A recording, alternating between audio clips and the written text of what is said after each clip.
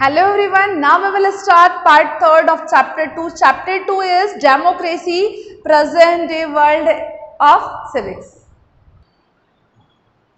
Now we will reading different form of government. In this video we read about single party political domination. In this system a single party dominates the political system. देखिए इस तरह का जो system होता है इसमें क्या होता है, केवल सिंगल पार्टी होती है, कोई अपोजिशन नहीं होता और वो क्या करता है, सारे पॉलिटिकल सिस्टम को डोमिनेट करता है. It runs without any opposition या विदाउट एनी अपोजिशन के रन होता है. This is best seen in countries with a communist government in power. और इस तरह का जो एग्जाम्पल है वो कहाँ देखा गया है, कम्युनिस्ट गवर्नमेंट में. Here people do not get to choose their government. और इस तरह के सिस्टम में लोगों के पास कोई अधिकार नहीं होता अपनी गवर्नमेंट चुनने का. The state owns all the resources and means of production. और स्टेट के पास ही सारे अधिकार होते हैं, किस पर, जितने भी रिसोर्सेज होते हैं उस पर अधिकार होता है, मीन्स ऑफ प्रोडक्शन पर अधिकार होता है. Soviet union, Yugoslavia, Bulgaria, Hungary and Cambodia were example of communist government. और जो कम्युनिस्ट गवर्नमेंट है उसका एग्जाम्पल इन कंट्रीज में देखा जा सकता है. But after the fall of Soviet union in 1991 many east European countries adopted democracy. अब क्या हुआ, बहुत सालों तक, मतलब 1991 तक वहाँ पर कम्युनिस्ट फॉर्म ऑफ गवर्नमेंट थी. लेकिन क्या हुआ, fall of the Soviet union के गिरने से मेनी ईस्ट यूरोपियन कंट्री, बहुत सारी यूरोपियन कंट्रीज ने क्या कर लिया, एडोप्टेड डेमोक्रेसी को एडोप्ट कर लिया.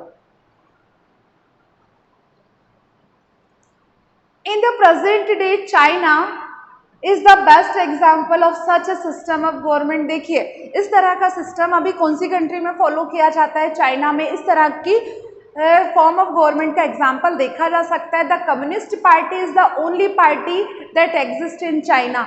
और चाइना एक ऐसी कंट्री है जहाँ पर कम्युनिस्ट पार्टी या कम्युनिस्ट गवर्नमेंट देखी जा सकती है. People do not have a right to protest. लोगों के पास विरोध करने का अधिकार नहीं होता, मतलब वह जो चाइना के लोग हैं वह गवर्नमेंट का विरोध कर ही नहीं सकते क्योंकि उनके पास ऐसा कोई राइट नहीं है. डिमोन्स्ट्रेट और स्पीक अगेंस्ट द गवर्नमेंट, वह क्या गवर्नमेंट के खिलाफ नहीं बोल सकते, जो रूलिंग गवर्नमेंट होती है उसके खिलाफ नहीं बोल सकते, ना ही उनकी पॉलिसीज के खिलाफ बोल सकते हैं. In 1989 some students held a peaceful demonstration against the system. देखिए क्या हुआ, 1989 में चाइना के कुछ स्टूडेंट्स ने एक peaceful demonstration against the system, इस सिस्टम का पीसफुली विरोध किया.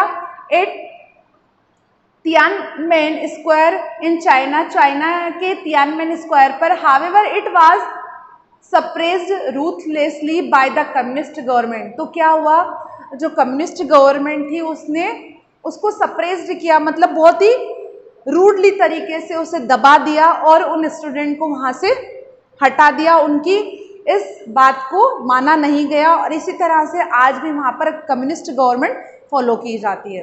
अब नेक्स्ट फॉर्म ऑफ गवर्नमेंट में हम पढ़ेंगे थियोक्रेसीज.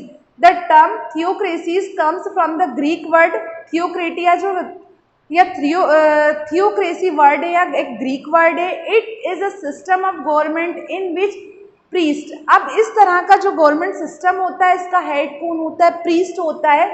Priest rule in the name of God और गॉडेज. जो प्रीस्ट होता है वह किसके नाम पर शासन करता है, गॉड के नाम पर शासन करता है. Here god himself is recognize, वह अपने आप को गॉड या भगवान बताता है. As the head of the state, मतलब वह उस स्टेट का, उस कंट्री का भगवान कहलाता है. Theocratic states have their own state religions और follow moral codes of the particular religions. अब ये जो प्रीस्ट होते हैं या गॉड होते हैं पर्टिकुलर स्टेट के, ये क्या होते हैं, इनकी एक पर्टिकुलर रिलीजन होता है, स्टेट रिलीजन, और कुछ मोरल कोड्स होते हैं जो कि एक पर्टिकुलर रिलीजन में फॉलो किया जाता है.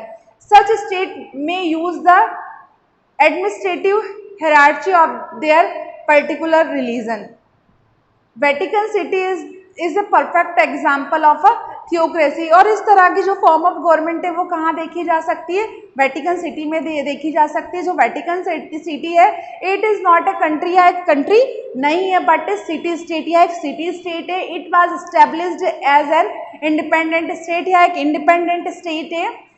और यह कब स्टैब्लिश हुई थी? 1929 में with the pope as the head of the state. मतलब वहाँ के चर्च का जो प्रीस्ट होता है, जिसे पोप कहा जाता है, उसकी वहाँ पर गवर्नमेंट होती है the state and the government of the Vatican city. मतलब वह जो पोप है वही वेटिकन सिटी की गवर्नमेंट होती है, वही वहाँ की गवर्नमेंट को चलाता है।